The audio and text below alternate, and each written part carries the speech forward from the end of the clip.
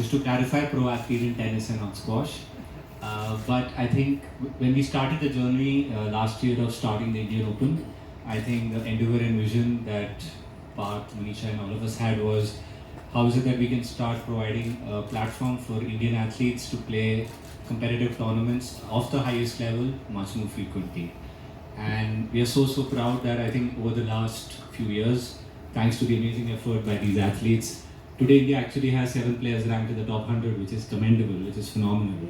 And Indian sport is going to rise consistently if our athletes are playing the biggest tournament not once in 4 years, which historically is the Olympics, but a lot more frequently. They won the World Championships, right, which is commendable. Now you've got the Asian Games.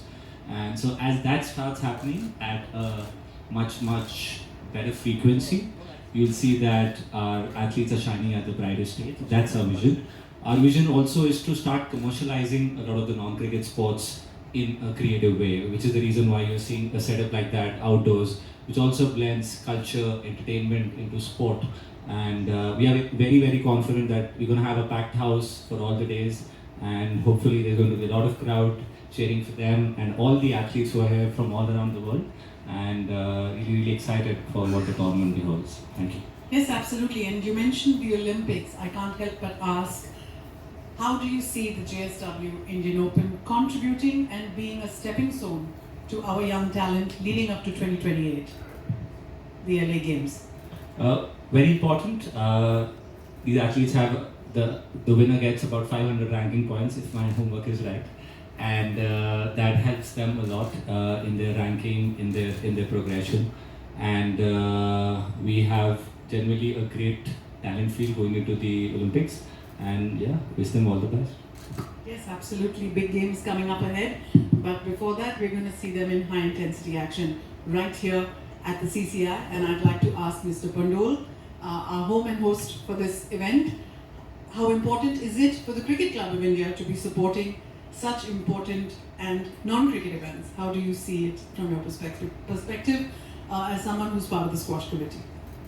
Thank you for having me here, and a warm welcome to all of the players, Ramit and Anahat, and of course the entire JSW and the Inspire Institute team.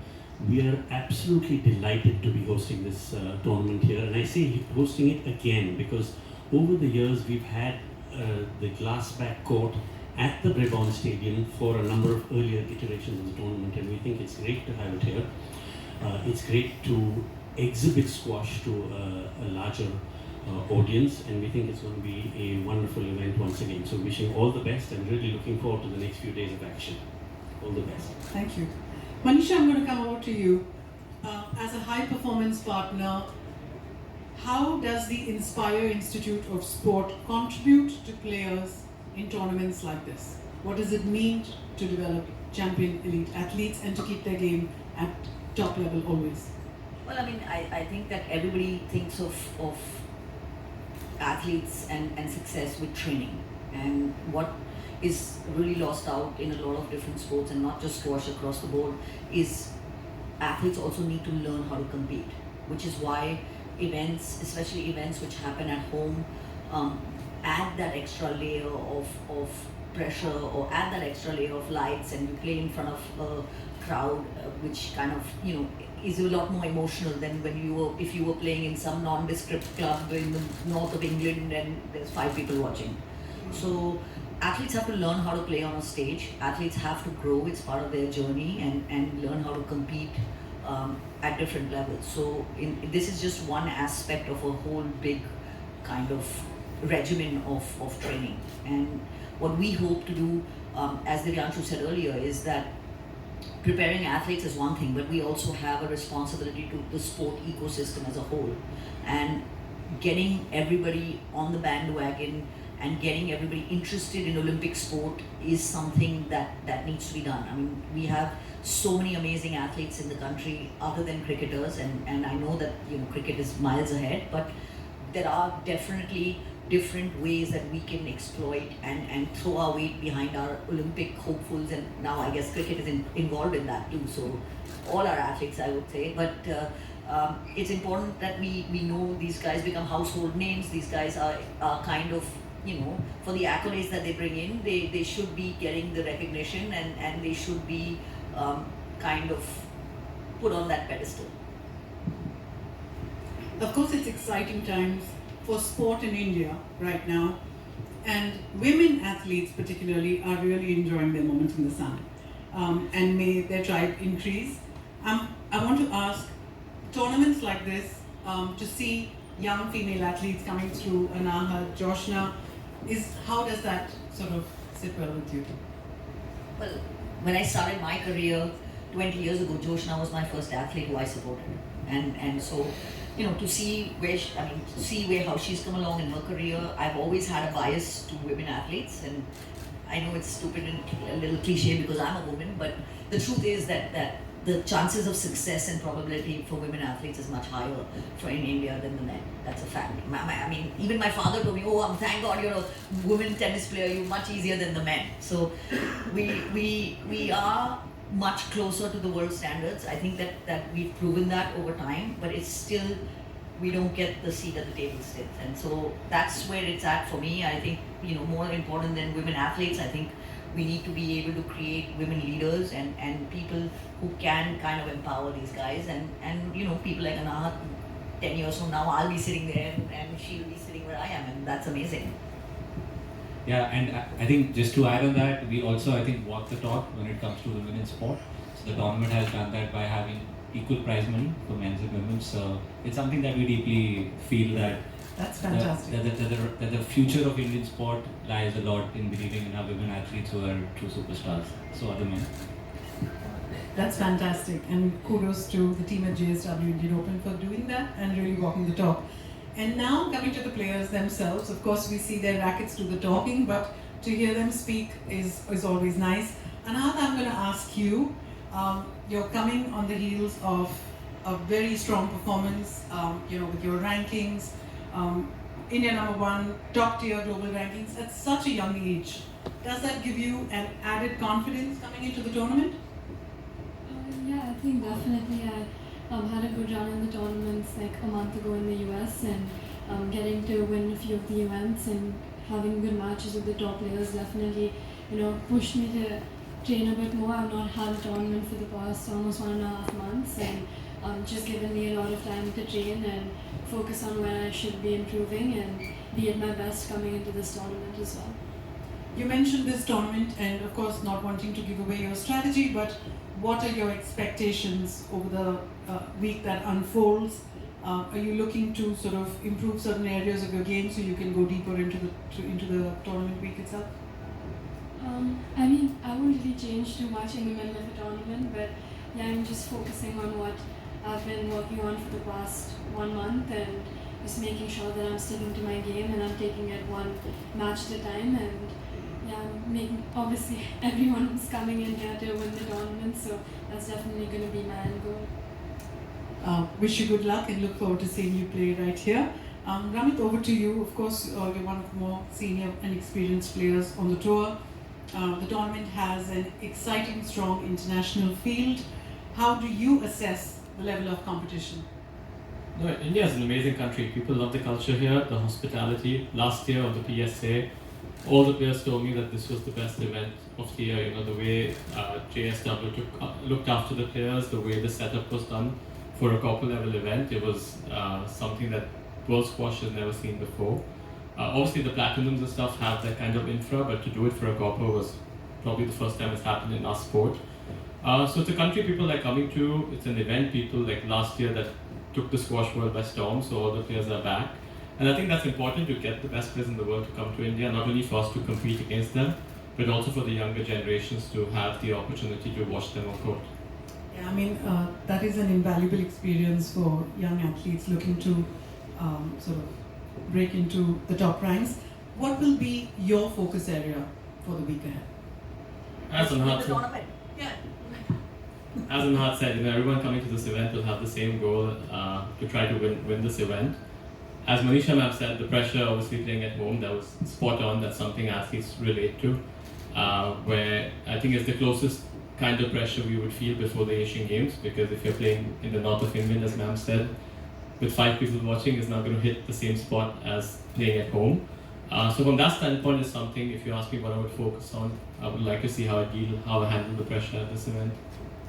You mentioned pressure of playing at home, and I was going to ask, does it not give you the added confidence to elevate your game, to have friends and family and fellow Indians supporting you?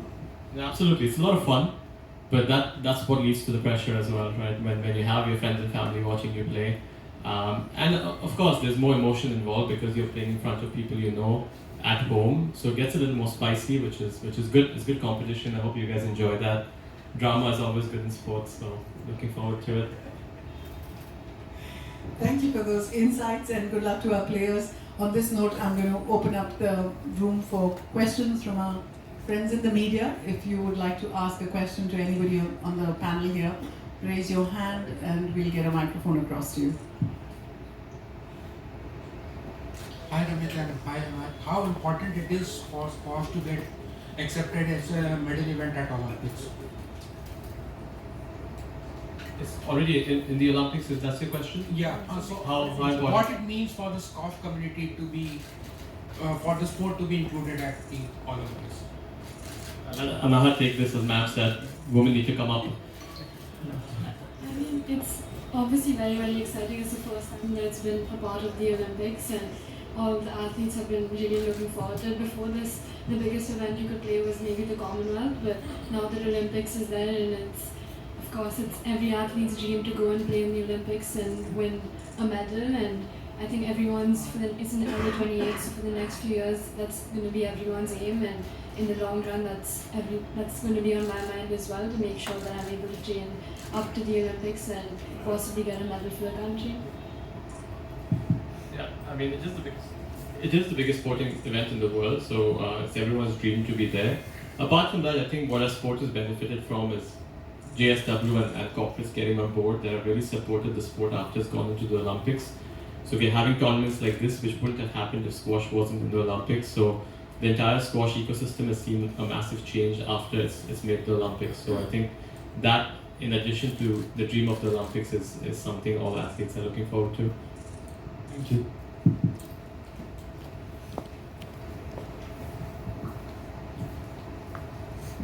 Hi.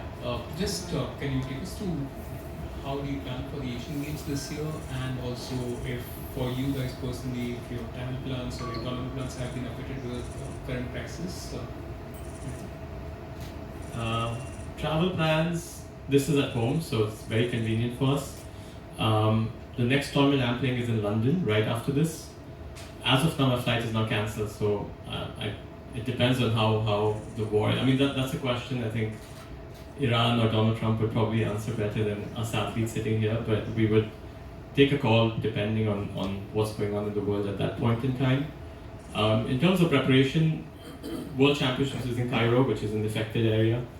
Our tournament schedule, we've been getting emails from the PSA saying that they're keeping a close watch on or they're going to be looking at shuffling around the dates a little bit as well.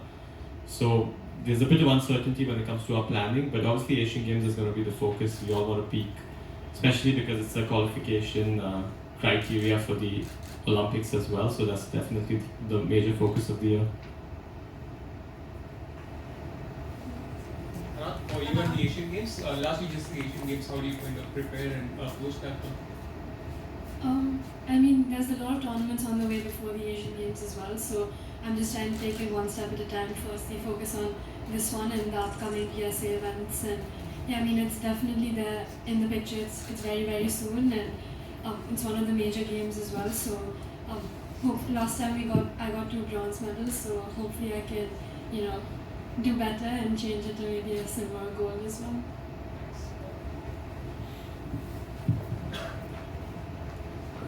On the Indian Open, in terms of IIS, what initiatives does the Institute have for squash?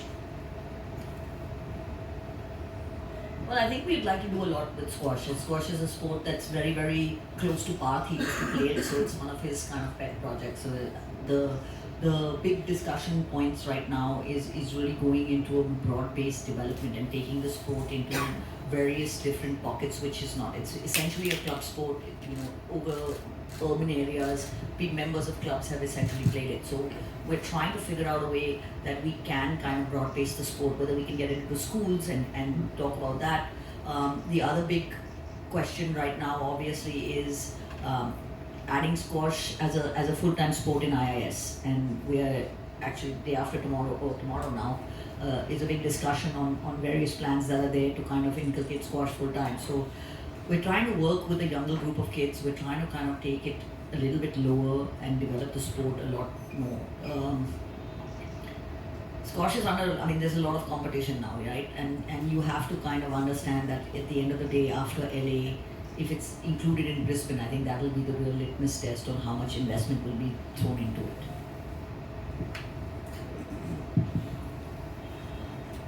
For Divyanshu, which has come from a journalist. He's not here today, but he was asking how is it for JSW Sports to build more IPs, and what is the plan on that in terms of IPs? We started the journey of, I think, building our own IPs last year with this very tournament, which was then followed by the NC Classic, which was India's first ever javelin tournament. And the whole effort has been towards ensuring that Olympic sports move towards value creation and not philanthropy. Philanthropy doesn't work in the long run, and that's something that we are consistently able to deliver tournament after tournament. So to give you an example, this tournament alone has about 11 to 12 corporate sponsors on board, and what that does is that it really changes the perception that these sports have the ability to deliver audiences, to deliver fans, to deliver value to sponsors. Someone asked about Olympic sport earlier, and actually the impact of it being an Olympic sport is a lot more on the commercial side, because the truth and the reality is that in India, the commercial engine for Olympic athletes unfortunately starts moving only once they win an Olympic medal. And that's harsh according to, that's strong, but we have seen it over the last decade. We've had amazing athletes, but for them, the commercial engine doesn't move till the time they won an Olympic medal. So my request to all the friends here in the media is Indian sport needs new heroes, and it's a request, a submission that these athletes are already heroes. Because when you are ranked in the top 100 in a globally competitive sport that is played by 100 plus countries, I genuinely believe it is a phenomenal achievement. To have reached that stature already is phenomenal, but that doesn't circulate in the media. Like we all suffer from deep media biases, because unfortunately what's getting seen in the television every day is what gets covered. So it's a request that during this coming tournament week, please showcase who they are, what their stories are, what are the struggles that they have come through, and how commendable it is that they have reached that stature, what they have reached. With immense hard work by them, by their coaches, by their families, and it will go a long way in genuinely making India a multi-sport nation. And our vision is that we don't talk about it, we actually deliver on it. Thank you. Any more questions? We call it a wrap for the afternoon. I'd just like to say that members of the media are invited to for the tournament, and our team will be in touch for accreditations with tournament schedule and the playing field. For now, if I can request our panelists to please join us for a group photo opportunity. What dates did you say they are? Yeah.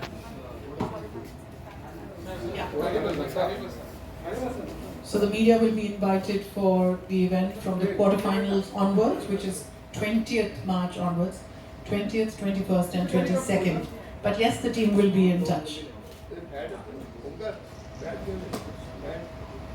Let me take